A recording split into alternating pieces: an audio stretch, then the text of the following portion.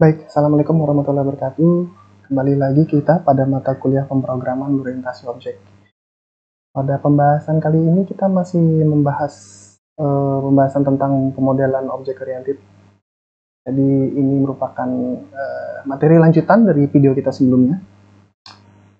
Bagi rekan-rekan mahasiswa yang belum menyimak materi saya sebelumnya, silakan diputar kembali video pembelajaran pada pertemuan sebelumnya. Nah, pada video pembelajaran sebelumnya juga saya membahas tentang prinsip yang harus diketahui pada saat kita melakukan proses pemodelan objek oriented. Nah, pada pembahasan kali ini kita masih melanjutkan satu pembahasan terakhir. Kemarin kita sudah membahas tentang objek, kemudian hubungan, dan kali ini kita membahas tentang bagian diagramnya. Jadi semoga materi yang saya sampaikan nanti bisa dipahami dengan baik.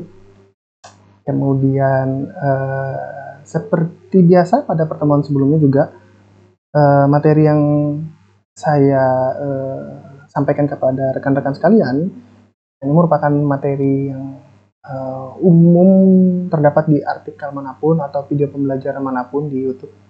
Bisa kalian lihat referensi yang ada. Dan untuk kali ini saya rangkum beberapa materi yang ada, kemudian saya sajikan kepada kalian dalam format bahasa yang mudah-mudahan bisa dipahami dan bisa dimengerti ya. Oke, baik, saya lanjutkan saja pembahasan pada kesempatan kali ini. Semoga bisa disimak dengan baik materinya. Untuk pembahasan ini, saya masih melanjutkan pembahasan kita pada pertemuan sebelumnya ya. Sekali lagi saya ulangi bahwa sebelumnya kita sudah membahas tentang 3 elemen utama. Jadi 3 elemen utama yang harus ada pada model UML itu adalah benda, thing atau objeknya itu sendiri, kemudian hubungan, relasi, dan juga terakhir kita bahas tentang bagan. Nah, 2 pembahasan sudah kita bahas pada pertemuan sebelumnya, dan 1 pembahasan terakhir itu ada pada pembahasan bagan dan diagram. Nah, pembahasan ini memberikan ke kalian semua tentang gambaran persoalan yang sudah kita sajikan dalam bentuk model. Nah, untuk kali ini juga model yang saya akan berikan kepada kalian dalam bentuk diagram itu ada beberapa macam ya. Jadi nanti ada beberapa diagram yang memang kita akan fokuskan pada saat kita merancang modelnya. Jadi nanti memang ada pemodelan yang memang kita rancang khusus untuk kita desain pada saat kita nanti berinteraksi dengan rancangan ya. Nah, tapi saya coba untuk jabarkan dulu secara umum tentang beberapa macam diagram yang ada di UML. Walaupun tidak semua mungkin yang bisa saya jabarkan kepada kalian, tapi ada beberapa hal yang mungkin bisa jadi acuan kita ke depannya. Kita akan melihat gambaran secara umum tentang diagram yang ada di UML. Nah, pada dasarnya saya coba untuk informasikan beberapa diagram di sini. Mungkin ada sekitar 8 atau 9 diagram yang saya sampaikan di sini. Nah, selebihnya nanti kita akan coba untuk bahas pada pertemuan selanjutnya, pada video pembelajaran selanjutnya juga. Untuk kali ini, saya coba fokuskan dulu pembahasan ini ke beberapa jenis diagram. Nah, yang pertama, yang pasti selalu kita akan gunakan itu adalah diagram use case.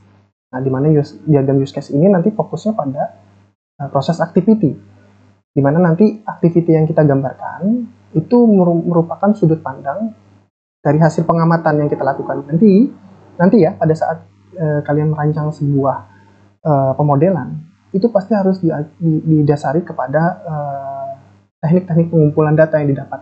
Bisa dalam dokumentasi, bisa dalam bentuk hasil wawancara, bisa dalam bentuk observasi, atau apapun ya.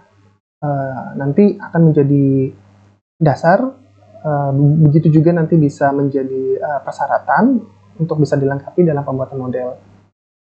Nah, khusus untuk diagram use case ini, proses yang terjadi di dalamnya itu melakukan proses penjelasan terhadap fasilitas yang harusnya ada, requirement-nya, kemudian kaitannya dengan komunikasi terhadap klien, kemudian bagaimana nanti pada saat kita melakukan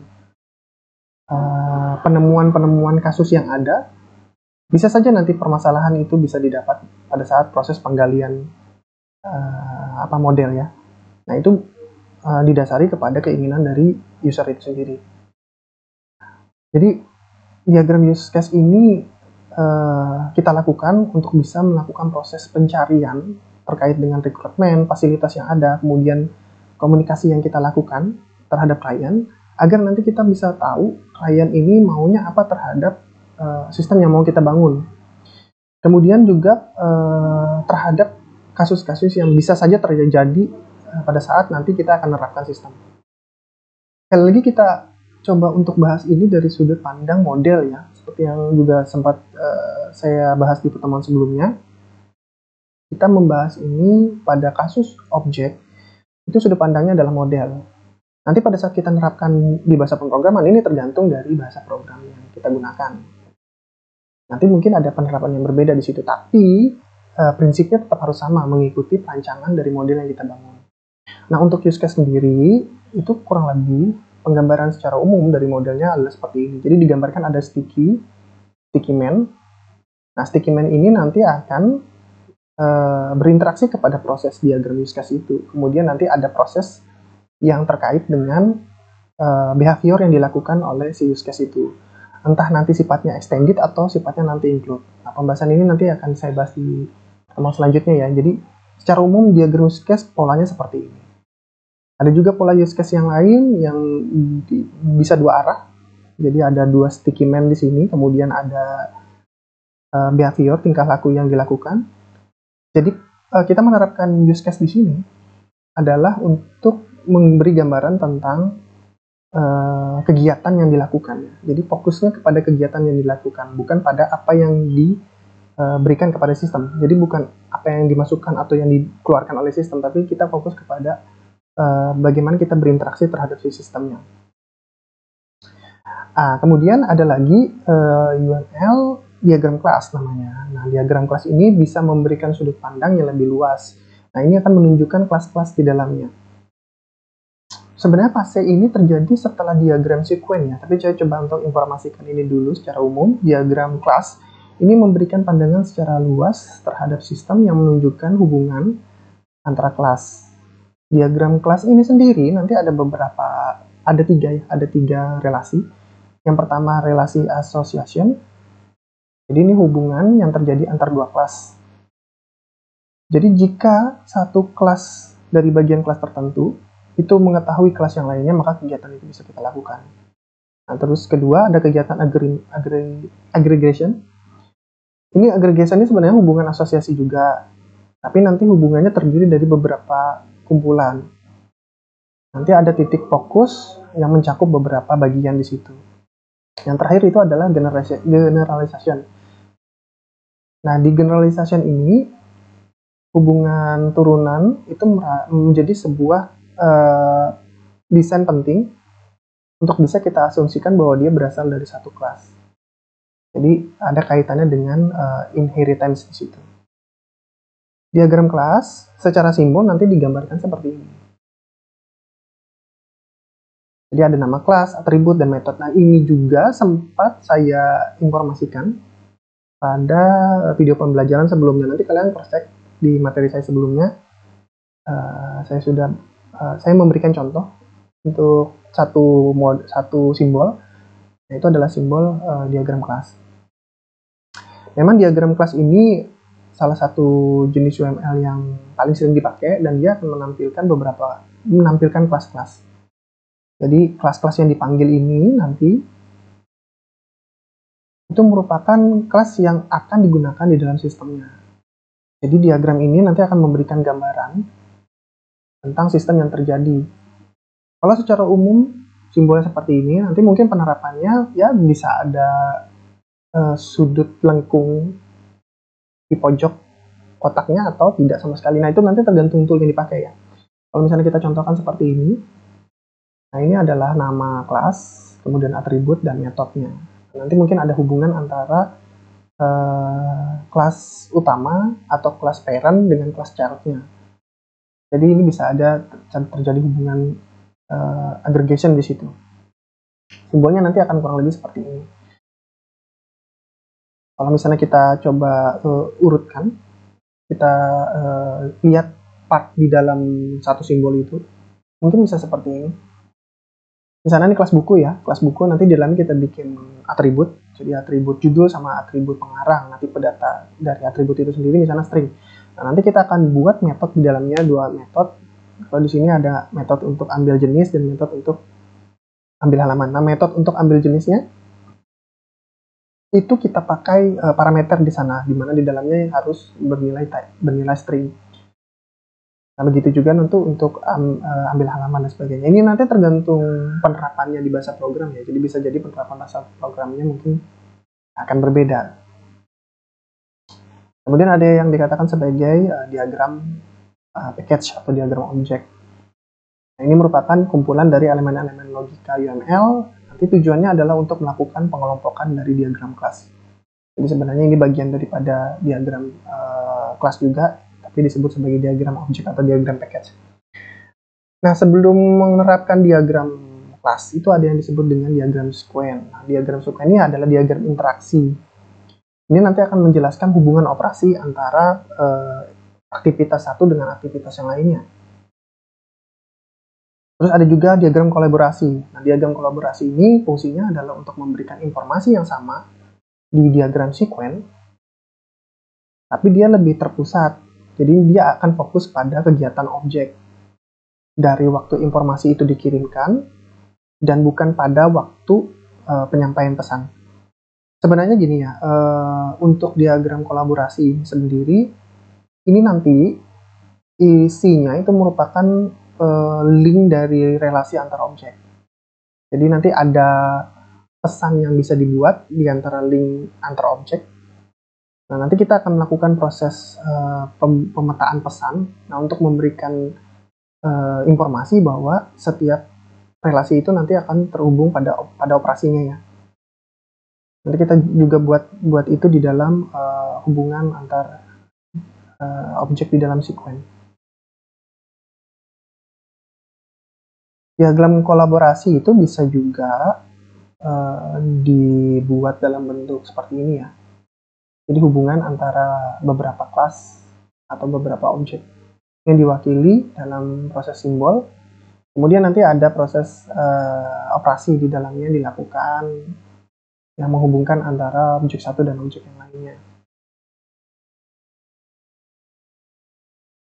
Ada lagi beberapa diagram yang lainnya yang kita terapkan dalam UML, itu ada state chart, diagram, ada proses penggambaran transisi dalam perubahan keadaan. Jadi nanti ada state dengan state yang nanti digambarkan pada suatu objek dalam sistem yang nanti sebagai akibat dari stimulasi yang kita terima. Nah, pada umumnya state chart ini menggambarkan tentang kelas tertentu atau satu kelas yang dapat memiliki lebih daripada satu chart. Nah, khusus untuk diagram state ini sendiri, nah ini merupakan sebuah indikator. Jadi indikator yang menunjukkan kemungkinan dari keadaan suatu objek dan proses yang menyebabkan perubahan dalam suatu keadaan. Jadi nanti proses untuk membentuk alur kegiatan yang ada di objek itu, nanti kita bisa buatkan dia dalam bentuk state chart. Kurang lebih nanti pensimbolannya ya seperti ini. Jadi ada satu proses tahapan yang dilakukan. Nah, bisa saja nanti terjadi proses seperti ini ya, tapi ini jarang sekali untuk dilakukan ya. Kemudian diagram activity ya. Diagram activity tadi saya sampaikan ya. Jadi diagram activity ini adalah menunjukkan aktivitas-aktivitas. Aktivitas-aktivitas ini tergantung dari fokus yang kita akan buat, dan dia mungkin saja bergantung dengan aktivitas yang lainnya. Sehingga proses itu nanti akan menjadi suatu proses tunggal. Jadi nanti aktivitas-aktivitas ini nanti mungkin saja dia akan menjadi suatu proses tunggal utama yang dia menjadi sebuah objek tunggal juga. Jadi gambaran dari aktivitas yang dilakukan di diagram activity itu berupa alur ya. Jadi ada alir yang mengalir dari proses satu ke proses yang lainnya. Kemudian nanti akan ada proses, ada awal dan ada nanti akhir.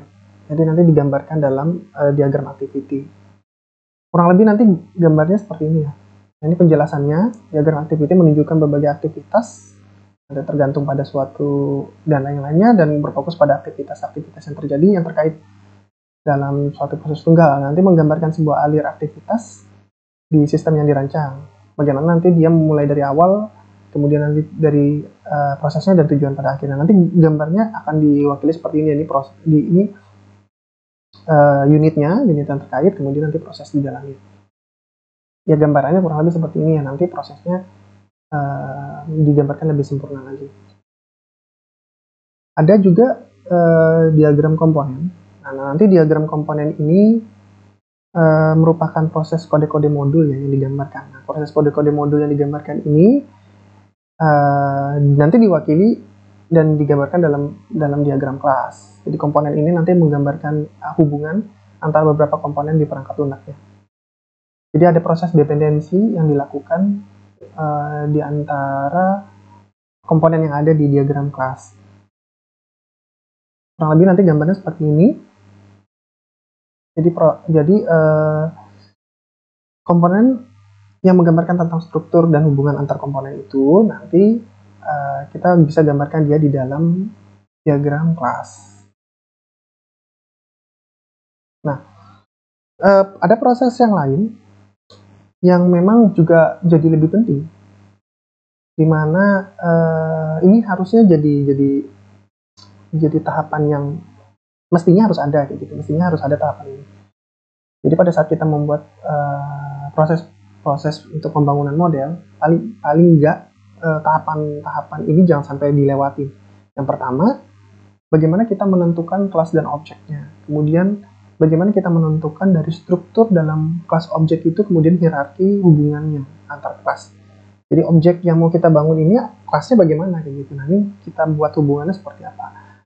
Nah, bisa saja kita menentukan subjek yang ada di dalam kelas itu, bisa saja. Tapi itu nanti tergantung dari struktur yang kita bangun. Nah, yang pasti di dalam objek itu kita harus bangun atributnya dan metodenya. Itu pasti itu, metode dan atributnya harus kita bangun di dalamnya.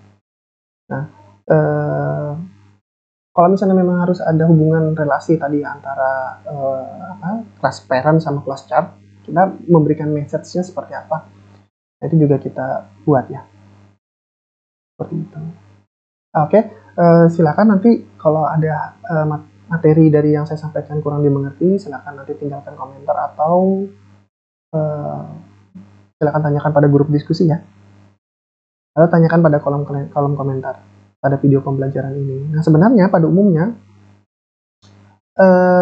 semua diagram yang ada di UML ini itu bisa kita kelompokkan menjadi tiga hal ya. Yang pertama, struktur diagram. Jadi struktur diagram ini kumpulan dari semua diagram-diagram yang fungsinya adalah untuk membahas tentang struktur statis daripada si kelasnya itu sendiri.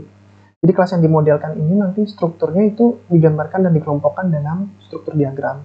Kemudian ada behavior. Jadi diagram behavior ini nanti kumpulan dari apa yang dilakukan oleh si sistem dalam kelas. Jadi nanti kumpulan diagram yang digunakan untuk menjelaskan kelakuan dari sistem atau rangkaian perubahan yang terjadi pada sebuah sistem.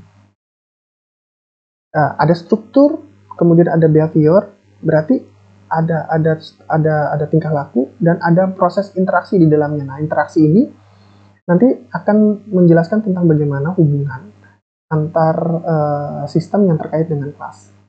Jadi objek-objek yang terkait dengan kelas ini nanti berhubungan dan berinteraksinya seperti apa.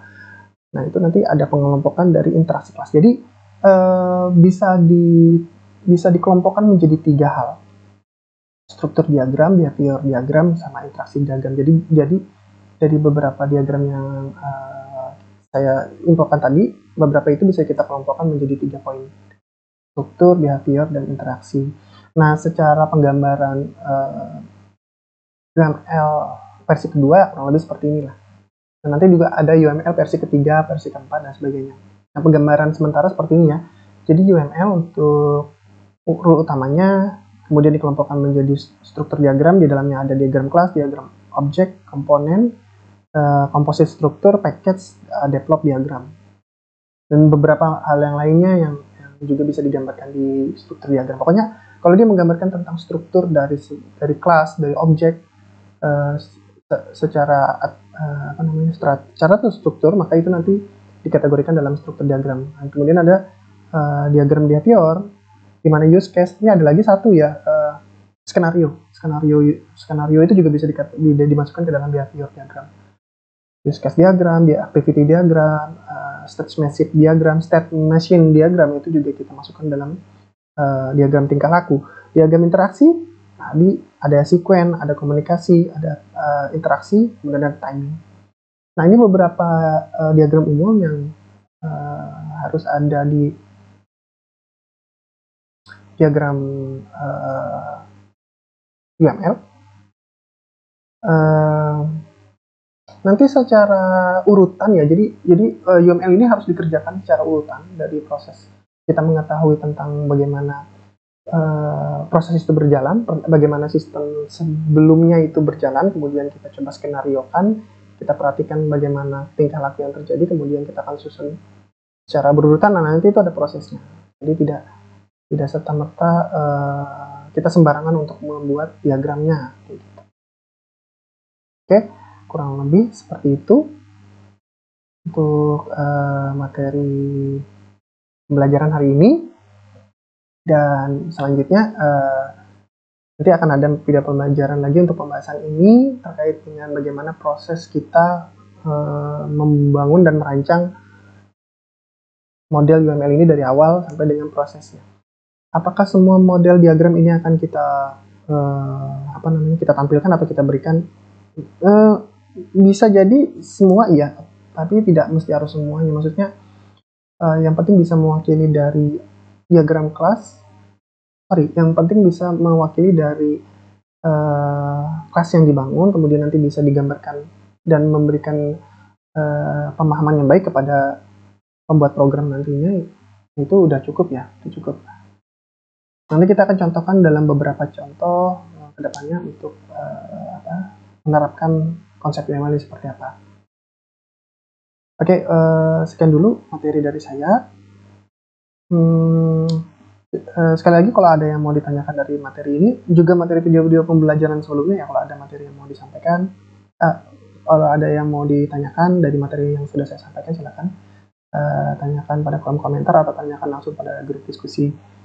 Baik, sekian dulu untuk materi ini. Mohon maaf kalau ada salah penyampaian materi atau salah kata atau salah ucap. Saya akhiri. Wassalamualaikum warahmatullahi wabarakatuh. Sampai jumpa pada video pembelajaran selanjutnya.